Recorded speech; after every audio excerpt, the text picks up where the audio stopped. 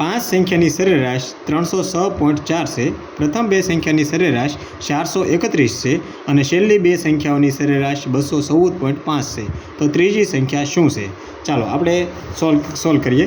5 સંખ્યાની સરેરાશ 306.4 છે એટલે સમથિંગ કે 5 સંખ્યા આપણને આપી છે, 1 2 3 4 અને 5. એમાં એની સરેરાશ એટલે સરેરાશ તો આપણે વચ્ચે જ હોય અને મધ્યક પણ કહી શકીએ આપણે. એટલે આ 5 સંખ્યા છે એમાં એની સરેરાશ 306.4 છે. હવે એને આપણે 5 વડે ગુણીએ એટલે આ 5 સંખ્યા છે 5 વડે ગુણાકાર કરીએ એટલે આપણને કુલ સંખ્યાઓનો સરવાળો મળી જશે.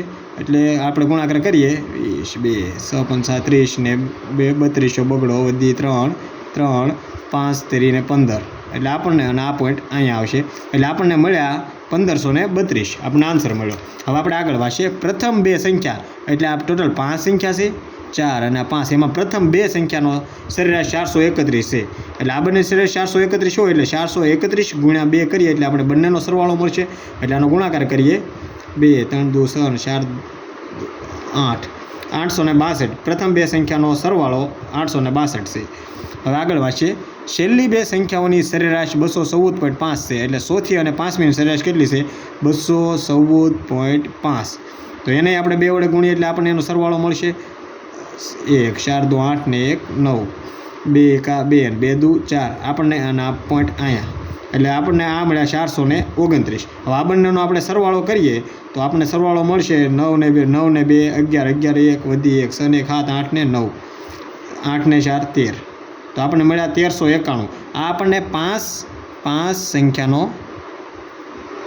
સરવાળો મળેલો છે. જ્યારે આ છે પહેલી બે અને છેલ્લી બે એટલે ટોટલ આ 4 સંખ્યાનો સરવાળો મળ્યો છે આપણને. હવે આ 5 સંખ્યામાંથી આ 4 સંખ્યા બાદ કરીએ તો જે આપણને પૂછી છે એ ત્રીજી સંખ્યા આપણને મળી જાય. તો આપણે બાદ કરીએ તો કે 1532 બાદ આ આપણે કરીએ 1391 એટલે આપણને જે વધી બાકી રહેલી સંખ્યા 5મી સંખ્યા આપણને મળી જશે.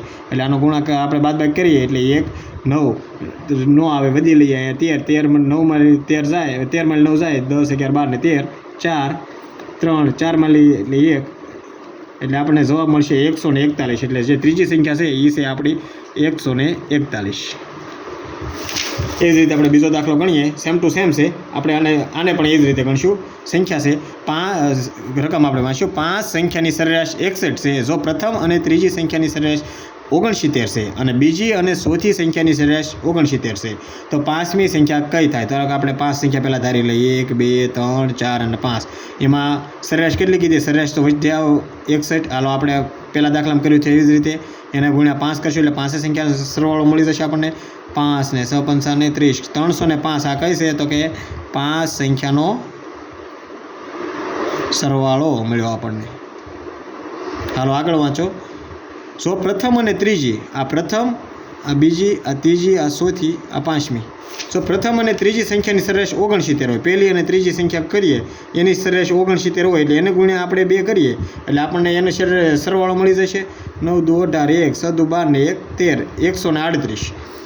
બીજી અને ચોથી, પહેલી ત્રીજી બીજી અને ચોથી.